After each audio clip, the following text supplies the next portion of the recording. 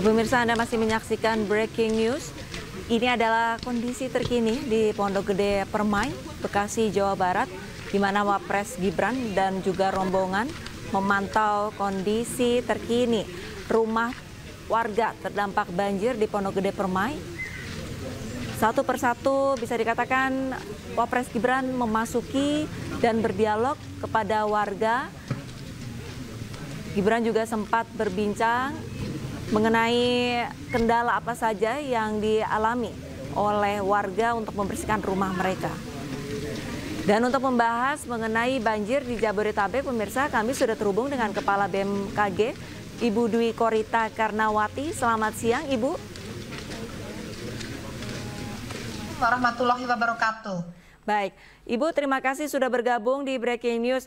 Ibu, kalau misalkan kita melihat kondisi cuaca di Jakarta dan sekitarnya begitu, 2 hari terakhir, intensitas hujan cukup tinggi. 2 hari berturut-turut dikatakan ataupun kita alami ini hujan terus-menerus dan mengakibatkan sejumlah kali ini meluap hingga luber. Apakah dari BMKG ada modifikasi cuaca untuk kedepannya nanti, Ibu? Modifikasi cuaca sudah dilaksanakan bekerja sama dengan BNPB sejak kemarin sore. Oke. Karena kami mengkhawatirkan sampai tanggal 11 intensitas hujan masih cukup tinggi meskipun siang ini melemah ya, namun menjelang sore atau selama sore ini diprediksi akan mengalami peningkatan curah hujan. Kemudian malam hari mulai menurun lagi. Itu prediksinya untuk hari ini. Oke. Namun sejak tadi pagi kami melakukan modifikasi cuaca, diharapkan yang saat sore nanti jangan sampai, ya kalau masih hujan ya semoga hujannya ringan gitu loh. Jangan sampai merepotkan yang sedang evakuasi, yang sedang bebenah setelah banjir ya. Jadi kita memang berupaya untuk merekayasa cuaca itu sampai tanggal 8. Demikian. Oke, berarti untuk rekayasa cuaca sudah berlangsung kemarin dan akan terus kontinu sampai tanggal 8 Maret ya Bu ya. Untuk melihat kondisi, rencananya demikian. Oke, lantas untuk melihat kondisi ataupun pergerakan awan, berarti intensitas hujan di Jakarta dan sekitarnya sampai tanggal 11 Maret tinggi. Kira-kira ada kawasan mana yang harus diwaspadai, Ibu? Ya, ini secara umum ya, itu ya Jawa Barat, Jabodetabek jelas ya, Banten masih juga masuk, kemudian daerah Bogor ke atas ya, ini masih intensitasnya diprediksi masih cukup tinggi artinya masih bisa terjadi hujan dengan intensitas lebat dan bahkan dimungkinkan masih bisa meningkat menjadi sangat lebat. Demikian, insya Allah tidak sampai ekstrim ya. Kalau akan terjadi kondisi ekstrim, 3 jam sebelumnya kami segera menginformasikan. 3 jam sebelum ekstrim, segera diinformasikan agar pihak pemerintah daerah dapat bersiap untuk melakukan evakuasi atau penutupan jalan, tempat-tempat rawan. Itu prosedur yang selalu kami lakukan seperti yang sudah terjadi kemarin. Ya. Itu sama juga SOP-nya. 6 hari sebelumnya ada peringatan dini potensi hujan lebat ya. Namun selalu diupdate setiap 3 hari. Lalu setiap hari sampai setiap 3 jam itu kami update untuk memberikan perkembangan yang lebih akurat begitu. Baik, berarti untuk SOP sudah dijalankan oleh BMKG. Saya balik lagi mengenai rekayasa cuaca. Itu kalau misalkan kita lihat kemarin kan sudah mulai diberlakukan. Apakah efektif, Bu? Alhamdulillah cukup efektif ya. Jadi contohnya saja pagi tadi kan juga cerah berawan ya. Jadi tidak terjadi hujan ya. Nah, kami memprediksi siang menjelang sore atau bahkan sore, selama sore itu akan terjadi hujan lagi dengan intensitas sedang mungkin bisa berkembang jadi lebat. Nah, ini yang sedang kita kerjakan. Semoga itu dapat dikurangi intensitasnya. Kalau mencegah mungkin belum tentu bisa, tapi mengurangi intensitas itu yang sedang diupayakan saat ini. Untuk rekayasa cuaca yang dilakukan hari ini menyasar titik mana saja, Bu? Nah, targetnya kami sebetulnya yang ingin dilindungi adalah kawasan yang sedang banjir ini, Bekasi ya, Bu ya? misalnya kemudian Bekasi, Tangerang, dan daerah puncak. Oke. Daerah puncak. Puncak kan juga hujannya lebat. Ya. Nah, namun caranya kami awan-awan yang masih berada di Laut Jawa yang diprediksi akan bergerak menuju puncak, itu yang kami hadang. Oke. Kami hadang diturunkan di Laut Jawa agar tidak membanjiri wilayah di daratan. Kemudian awan-awan yang tumbuh di area daratan atau di sekitar puncak, di kawasan puncak, itu diupayakan untuk dikerdilkan. Jadi pertumbuhannya dihambat agar jangan sampai tumbuh yang masif gitu. Jadi ada dua pendekatan bersamaan dilakukan. Mohon doa ini demi melindungi masyarakat ya, karena masyarakatnya sedang repot, susah ya, harus didukung. Ini mohon masyarakat juga mendukung upaya modifikasi cuaca ini minimal dengan doa. Baik, masyarakat tentunya berdoa semoga ini hujan tidak terus mengguyur kota Jakarta dan sekitarnya. Bu Dwi, berarti kurang lebih 5 hari BMKG ini akan melakukan rekayasa cuaca. Kira-kira ada kendala tidak, Bu? Jadi sebenarnya bersama BNPB, modifikasi cuaca ini didanai oleh BNPB. Nah, lalu kami adalah mengendalikan teknologinya. Teknologinya dioperasikan oleh BMKG. Titik-titik mana yang harus dimodifikasi, awan-awan yang mana itu oleh BMKG. Kendalanya ya kadang pesawat itu malam hari sudah nggak bisa terbang. Itu. Nah, kami masih berupaya masih bisa terbang malam. Itu. Tapi insya Allah ini berkat dukungan berbagai pihak, terutama BNPB, bisa diperoleh pesawat yang insya Allah bisa terbang malam. Karena tidak semua pesawat itu bisa terbang malam. Kalau dipaksakan kan membahayakan. Demikian. Oke, baik. Berarti kendalanya adalah pesawat yang tidak bisa terbang malam. Sementara itu, Bu Dwi Korita, untuk efektivitas rekayasa hujan ini membutuhkan waktu berapa lama sih, Ibu? Mungkin masyarakat ingin mengetahui. Pada saat tabur garam begitu, Bu? Adalah, ya? Itu tergantung cuacanya. Oke. Kalau kumulasi awannya sangat tebal dan masif, itu tentunya membutuhkan waktu yang lebih panjang. Kalau di IKN, jadi kami pernah lakukan 24 jam full itu terbang. Pesawatnya bergantian ya. Jadi bisa selama 24 jam dan selama 1 bulan. Itu pernah dilakukan. Namun insya Allah untuk kali ini perakiraan cuacanya ini kan malam nanti itu kan ada penurunan intensitas hujan. Ini prediksinya ya. Nah sehingga semoga malam sudah bisa berakhir ya.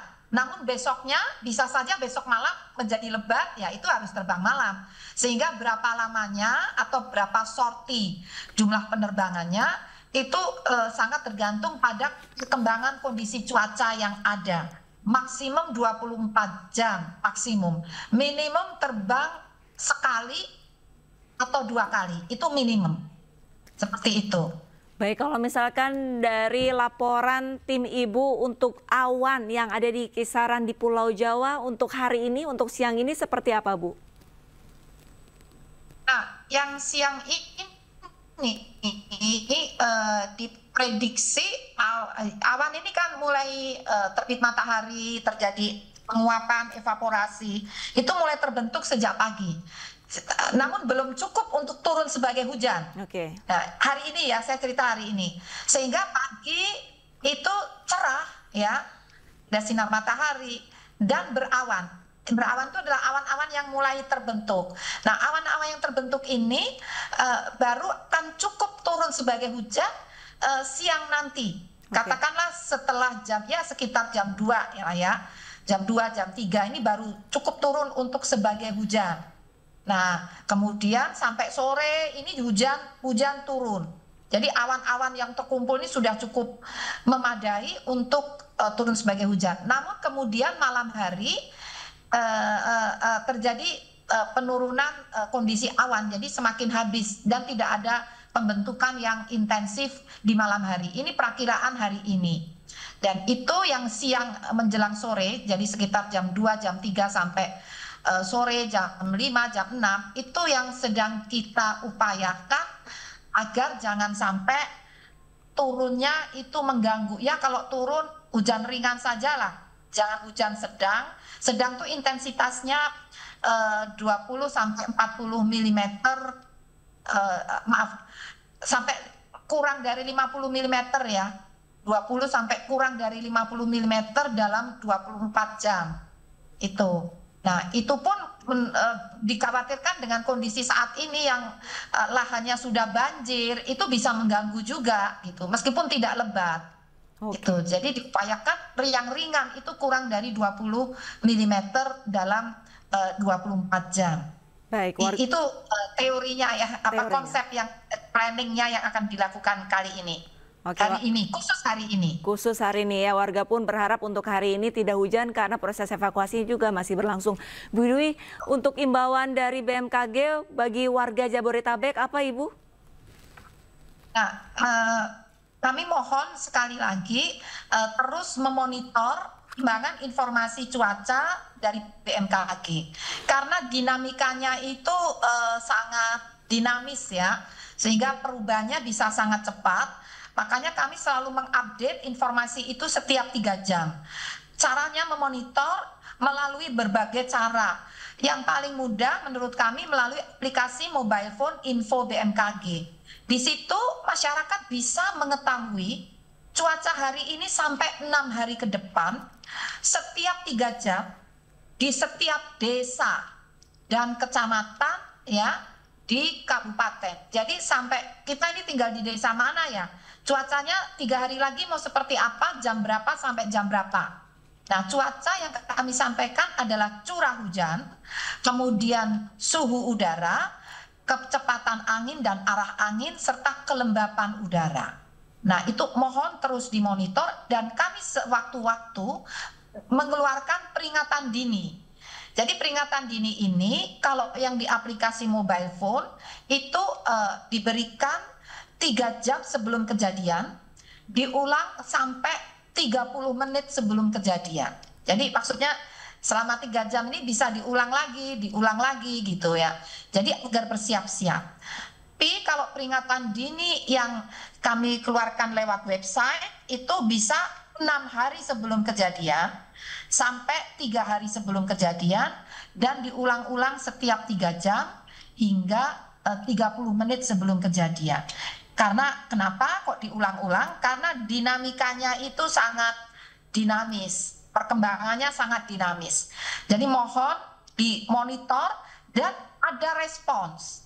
Jadi kalau setelah tahu 3 jam lagi mau ada cuaca ekstrim, nah kita tidak mengatakan akan banjir. Itu bukan wewenang BMKG. Mengatakan peringatan dini banjir bukan BMKG, tapi kami peringatan dini cuaca ekstrim atau cuaca ya. Nah, kalau tahu ada ekstrim, daerah saya ini rawan banjir, ya sebaiknya ada waktu 3 jam bisa bersiap-siap.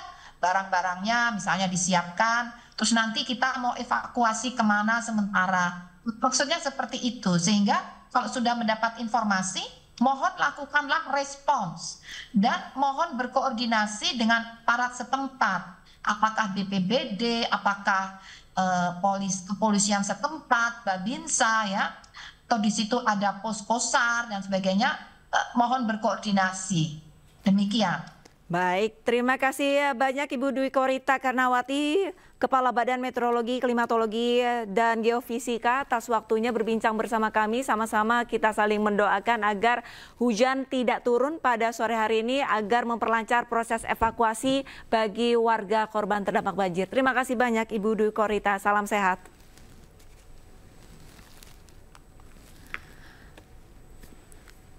Ya pemirsa, kembali kita saksikan kondisi terkini di kawasan Pondok Gede Permai di Bekasi, Jawa Barat, di mana Wapres Gibran Rakabuming Raka beserta rombongan baru saja meninggalkan lokasi banjir, lokasi perumahan di Pondok Gede Permai, dan saat ini rombongan masih berjalan memantau situasi terkini di kawasan perumahan.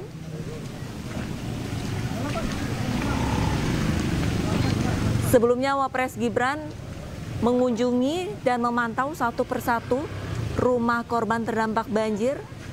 Beliau juga berbincang kepada warga terdampak banjir, di mana sebelumnya saya sempat mendengar begitu di studio bahwa Wapres Gibran ini bertanya kepada salah satu warga akan bantuan yang diharapkan dari warga untuk membersihkan rumah mereka, lumpur dan juga sampah-sampah sisa pasca banjir.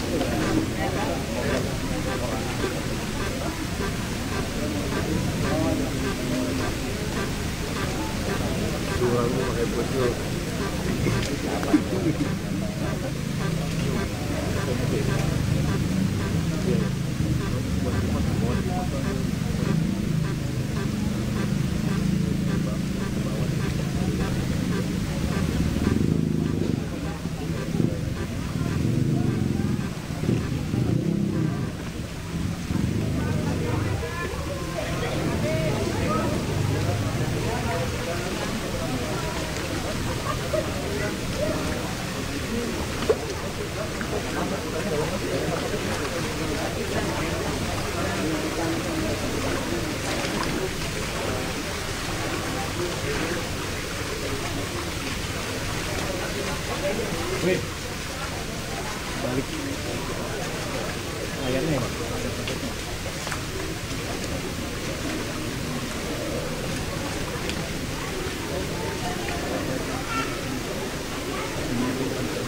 Ini panas.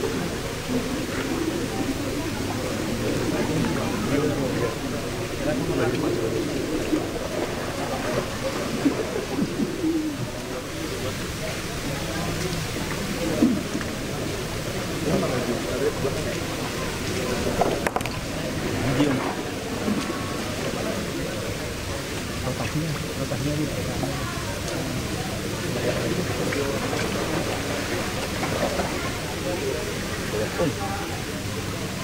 HP ini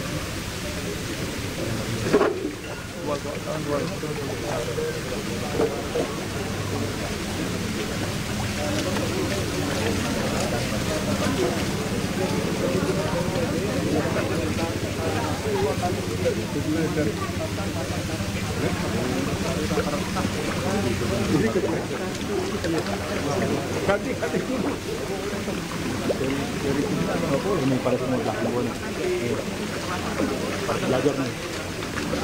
Edwin doang, karena Edwin bajunya sama tuh.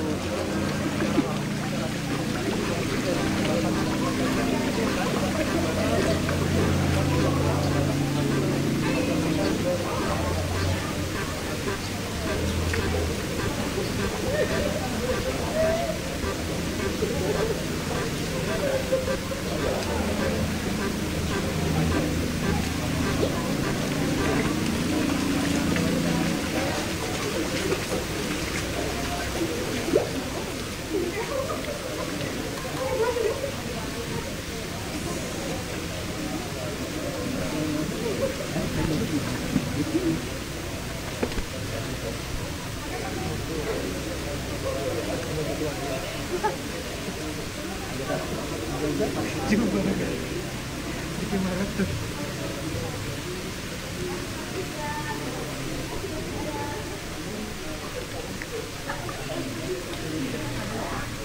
pemirsa, Wapres Gibran masih berkeliling memantau warga yang tengah membersihkan lumpur dari rumah mereka. Tak hanya rumah, kawasan pertokoan di kawasan Pondok Gede, Permai, Bekasi, Jawa Barat juga menjadi korban imbas banjir yang melanda pada tanggal 4 Maret 2025 kemarin.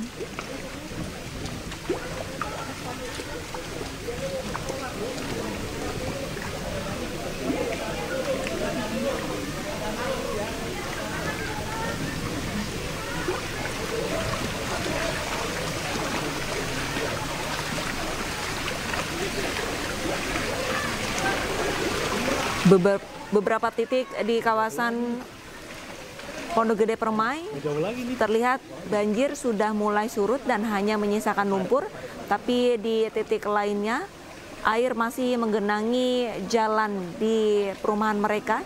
Untuk ketinggian masih bervariasi dan yang saat ini dikunjungi oleh Wapres Gibran, ketinggian air di jalan masih setinggi 5 hingga 10 cm pemirsa.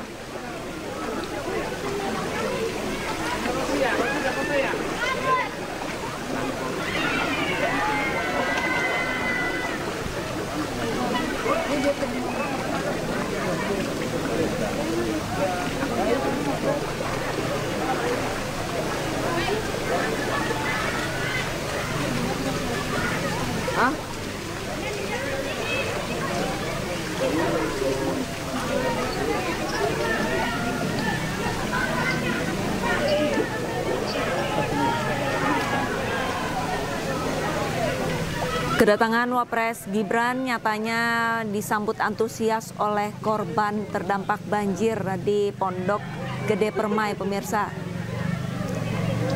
Sejumlah ibu-ibu berteriak dan meminta foto bersama dengan Wapres Gibran di tengah bencana yang mereka alami.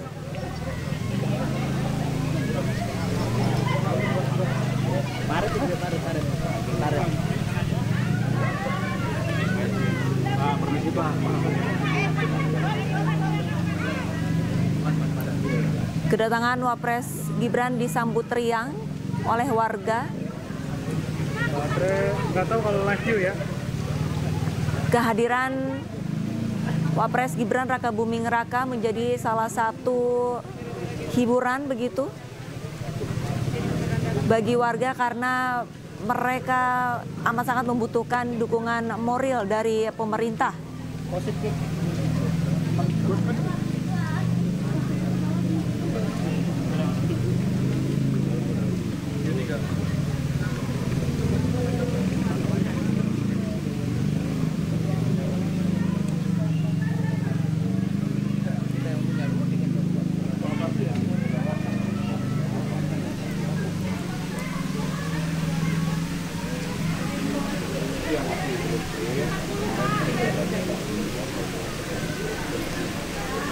Wapres Gibran masih ditahan oleh sejumlah ibu-ibu yang ingin foto bersama pemirsa.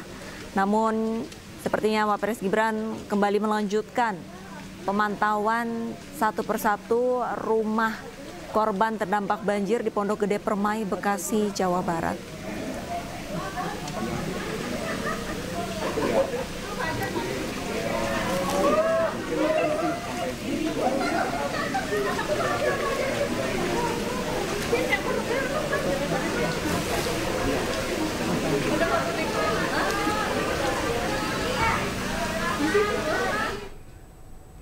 Ya pemirsa, Wapres Gibran Raka Buming Raka masih memantau rumah korban terdampak banjir di Pondok Gede Permai, Bekasi, Jawa Barat. Dan usai jeda, kami masih akan memantau terus pergerakan dari Wapres Gibran bersama rekan saya, Fazila Khairunnisa. Saya Arlisa Hadi, pamit.